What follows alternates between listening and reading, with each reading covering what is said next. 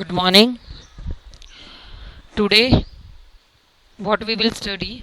We will study about the Python data type. What are the different operations that we do with that data types? Python identity operators and the membership operators. Also, we will learn the programs that is related with the strings. First of all, we will learn Python identity operators. Basically, there are two identity operators that we will use in the Python. First is, another is not. Now, simple meaning means is or is not. That means we are taking the value of the two objects and we will compare that object with is. Means suppose x value, y value, if I will check x is y, that means if both of the variables they are having the same object, then it will return the value true.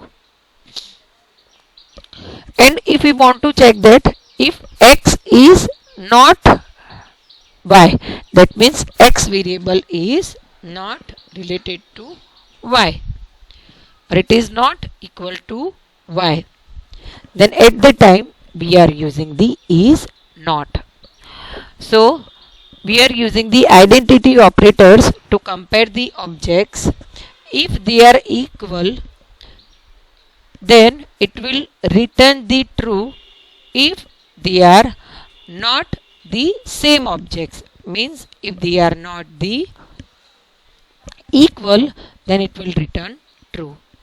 So how to write down the operator? That is it will return trues if both of the variables are the same objects. And how to write down x is y. Another operator that is not.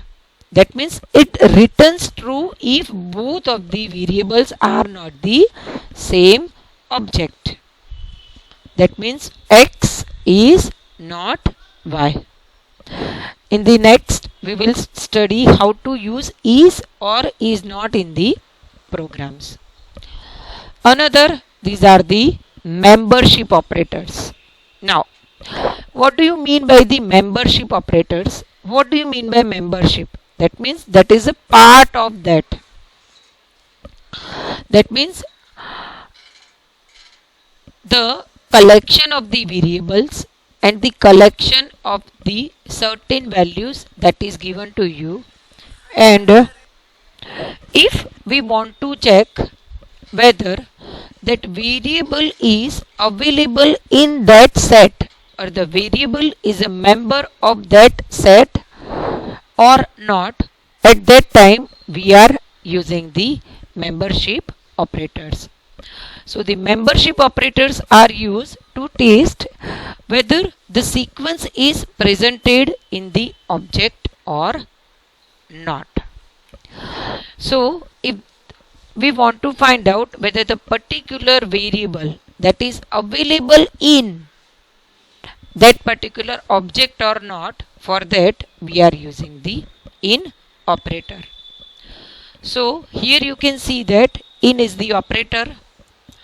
It will return the true if that particular variable is a part of that sequence. It returns true if it is a part of that variable, and it returns false if that variable is not the part of that sequence. So how to write down x in y means what we check whether x is available into the y. The reverse of in, that is not in, it returns true if the particular variable with the specified value is not present in that object. That means if it is not the part, x is not the part of the y, then it will return true. Otherwise, it will return the false. Next, we will learn the programs that is related with the is not and in not in. Before that, what we will discuss. So, the first program that is related with the string, that is a program through which we are finding out the length of the strings but without using the alien functions. You know that the inbuilt alien function is there through which we are finding out the length of the strings. But instead of that, by using the logic, here we are finding out the length of the strings.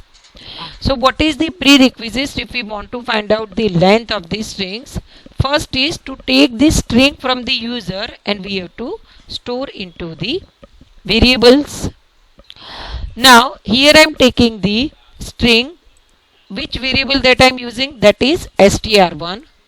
If we want to take the input from the users, then we are using the input functions and into the brackets double quotes what we have to write down, whatever is the message that you want to print. Now here I am declaring the one variable, that is the counter variable, and initialize that variable equal to 0. Now after that I am using the loop to traverse to the characters into the strings, and whenever the particular character that is reading from the string using for loop, we are incrementing the value of the counter. The loop is executed till we are ending at the null values, because string is ended by the null. When it is reached at the null values, it is come out from the for loop and we are printing the value of the counter. So this is the program. Str equal to input enter strings, counter equal to 0, that is initialization of the counter variable. For I in str1, initially the value of indexing I, that is 0. str1, suppose I am taking the string d that is going into the I, that is for the first time. So the value of counter that becomes 1. Second time it is reading the second character of the strings. It is going till the null values. Now execute that. So what we have to do for that, we are opening the ideally